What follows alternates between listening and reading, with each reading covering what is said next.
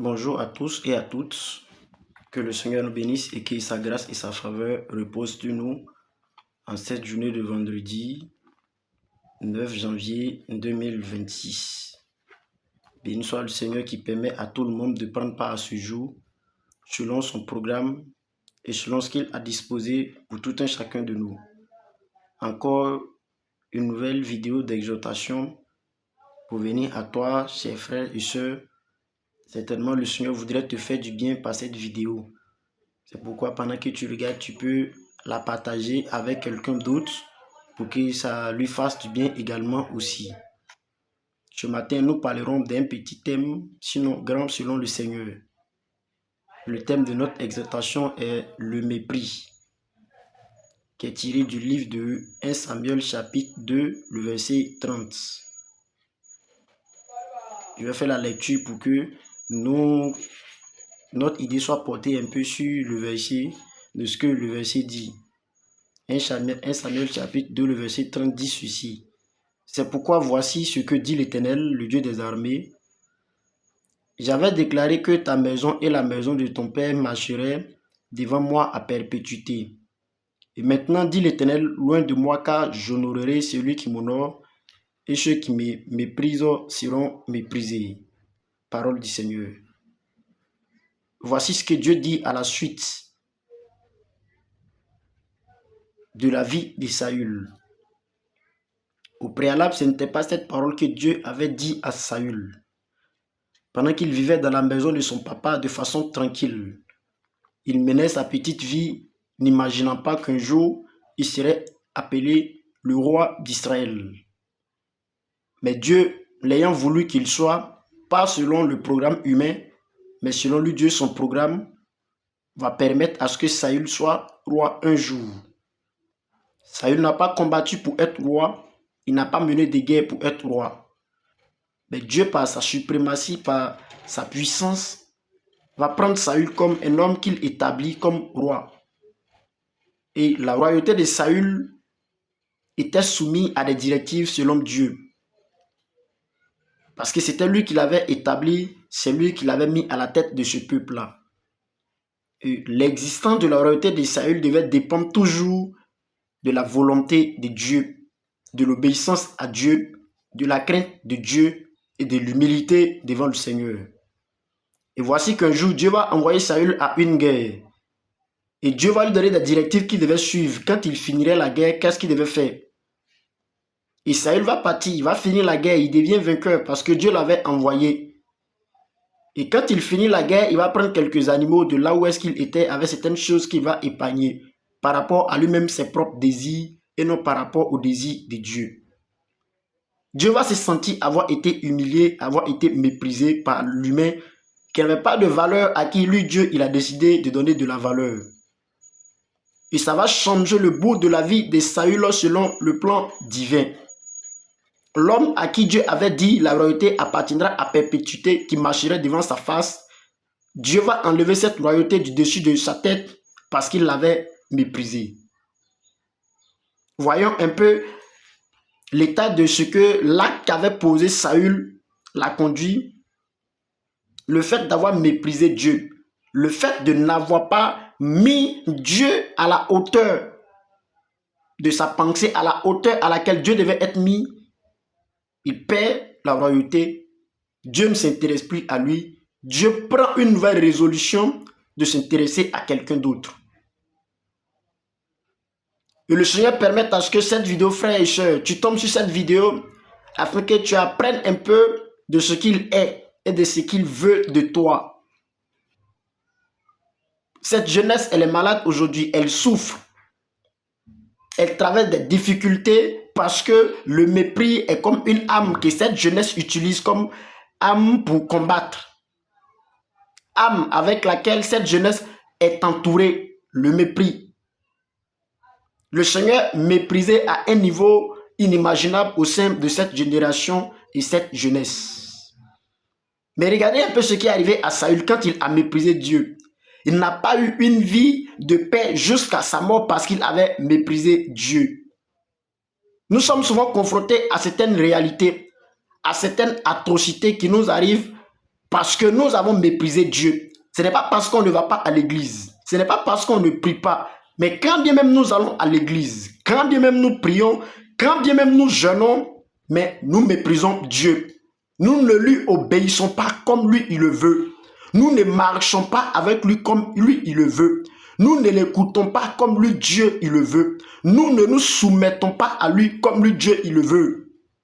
Chers frères et sœurs, vous pourrez chanter comme vous voulez. Vous pourrez adorer comme vous voulez. Vous pourrez prier comme vous voulez. Mais si dans votre manière de faire les choses du Seigneur, vous le méprisez, il se captera de vous. Nous sommes à un temps où Dieu ne veut pas que des adorateurs. Dieu ne veut pas que des chrétiens. Dieu ne veut pas que des hommes qui vont dans sa maison. Mais il veut des hommes, quand bien ils iront dans sa maison, ne le mépriseront pas. L'âge, le temps que nous avons passé dans l'église n'intéresse pas Dieu. Si nous ne sommes pas prêts à lui obéir à 100%.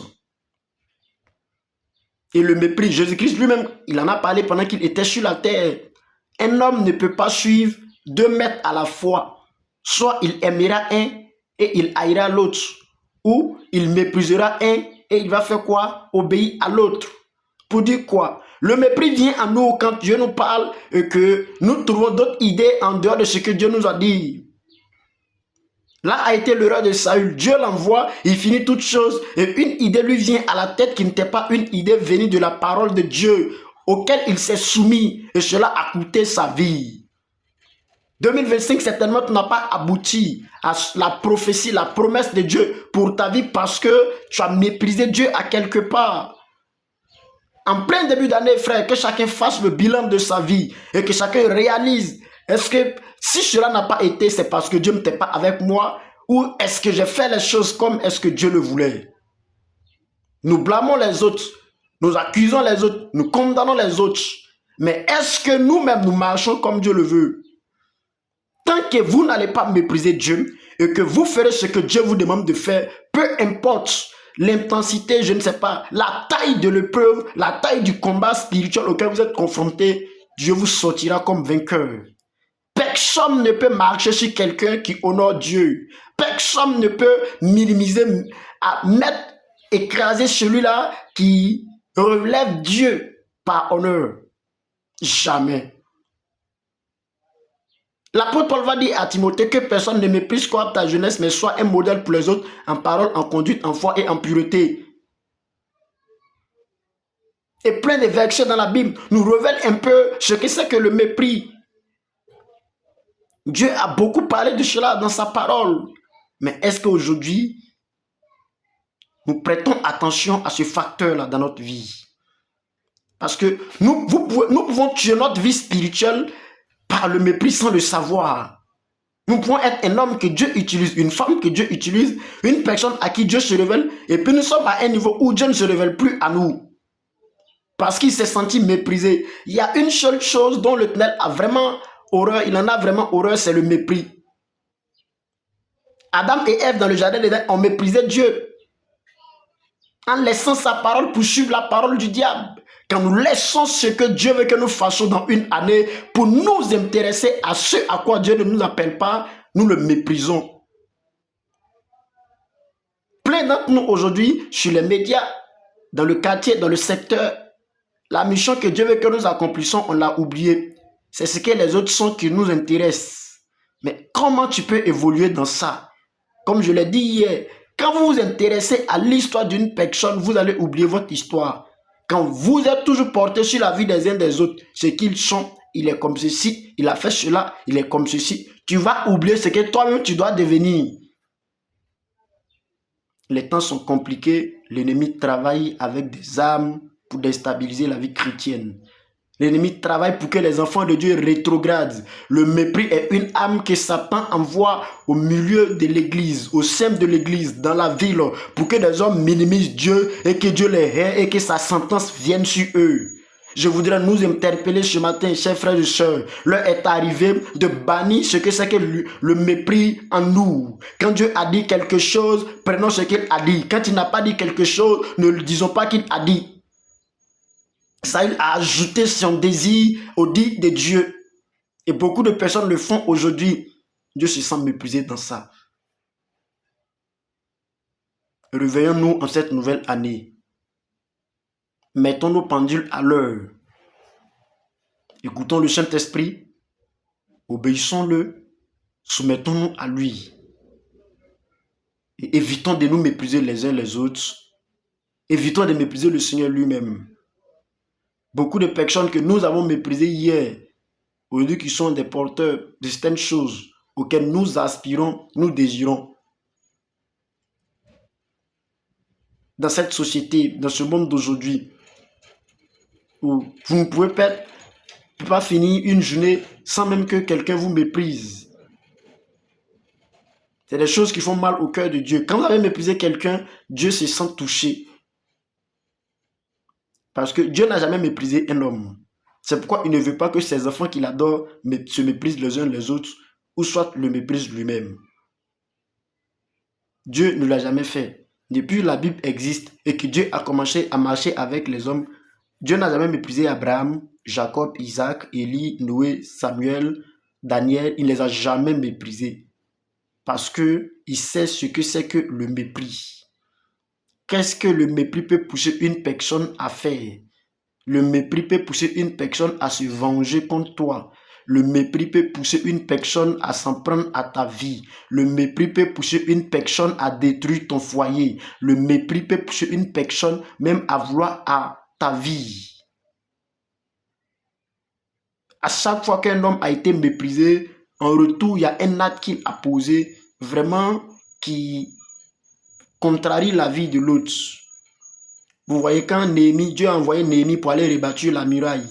Quand Sambala, Tobija et Geshem se moquaient de eux et puis il les méprisait, il dit quoi? Le Dieu des cieux nous donnera du succès. Mais il a fait une prière qui a exclu ces personnes-là. C'est-à-dire, ils n'ont pas reçu la bénédiction que ceux qui ont battu la muraille ont reçue. Nous avons des fois méprisé des hommes de Dieu dans cette vie. Nous avons des fois méprisé les enfants de nos frères et sœurs qui vivent avec nous. Aujourd'hui, ils sont devenus de grands cadres. Mais à cause de nos comportements qu'on a eu avec eux, cette façon dont on les a traités, cette façon de les mépriser, on ne peut plus s'approcher d'eux. Pourtant, Dieu les avait envoyés auprès de nous pour que par nous, ils soient des bénédictions parce que c'est eux qui vont nous bénir demain. Et aujourd'hui, nous sommes limités à ces choses. Certaines prennent cela même en mal. Ils savent qu'ils ont mal fait hier, mais ils cachent leur histoire pour pouvoir tous les jours vouloir salir les autres. Je veux être clair avec nous ce matin. Vous n'aurez jamais le salut en salissant les autres. Vous n'aurez jamais une bénédiction de Dieu en critiquant, en parlant du mal des autres. Aucun homme sur la terre, je le dis très bien, aucun homme sur la terre n'aura de salut, n'aura quelque chose qui vient de Dieu en salissant son prochain. Jamais. Soyez qui que vous voulez. Même si vous avez vu Jésus-Christ en vision qui s'est présenté en vous, qu'il vienne en réalité s'arrêter devant vous, je suis Jésus de Nazareth, et que vous salissez les autres, au grand jamais vous n'entrerez au ciel. Alors par cette vidéo, je voudrais vraiment nous faire comprendre cela et que le mépris est une porte. Quand elle s'ouvre à nous, d'autres portes se ferment dans nos vies. Mais quand la porte du mépris se ferme dans notre vie, de grandes portes également aussi s'ouvrent dans notre vie. Que le Seigneur nous bénisse, que sa grâce et sa faveur soient avec nous. Si ce message vous a fait du bien, vous pouvez liker, partager aussi avec les uns les autres pour que cela leur fasse du bien. N'oubliez pas, 2026 est une nouvelle année. Nous sommes déjà au premier mois. Chacun veut entreprendre, chacun veut faire quelque chose. Mais si l'Éternel le garde la ville, si l'Éternel ne bâtit la ville, ce que vous allez faire est en vain. Bâtissons avec lui.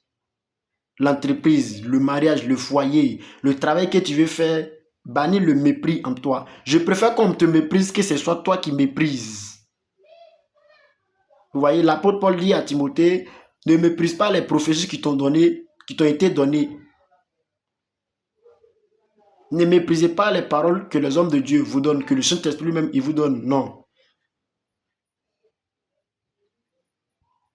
Bannissons le mépris en nous. Exclusons le mépris dans nous. Ce que je veux faire là, il faut que le mépris n'ait pas de place à moi. Que je ne méprise pas un jour ce que Dieu me dira dans cette chose-là. Mais que je fasse directement ce qu'il voudrait que je fasse pour que je sois une bénédiction pour ma jeunesse et pour ma génération. Bannissons même le mépris dans notre façon d'aller à l'église. Chacun de nous sait, dans la vie active plutôt, quand nous allons au travail, quand l'entreprise dit on rentre à 8 heures, on vient à 6 heures, on est assis là jusqu'à ce que l'entreprise ouvre. Dimanche, nous allons à l'église au culte qui commence à 8 heures, nous venons à 10 heures. Non, c'est une façon de mépriser Dieu. Au programme de l'église auquel vous devez être et vous venez toujours en retard, c'est une façon de le mépriser. Votre façon même de prendre Dieu quotidien, de façon quotidienne, de façon, je ne sais pas là, votre façon de le prendre, quand vous ne le prenez pas comme lui il le veut, vous le méprisez. Et quand vous méprisez Dieu, c'est votre vie que vous détruisez. C'est pourquoi je voudrais par cette vidéo nous emmener en ce matin vraiment à avoir un amour profond pour le Seigneur et sa volonté. En toute chose, cherchons sa volonté. Quand ce qui lui va droit au cœur nous est donné, faisons exactement ça pour que cela porte un jour un témoignage dans notre vie. Que le Seigneur nous bénisse et que sa grâce et sa faveur soient avec nous. À la prochaine vidéo. Au nom de Jésus-Christ. Amen.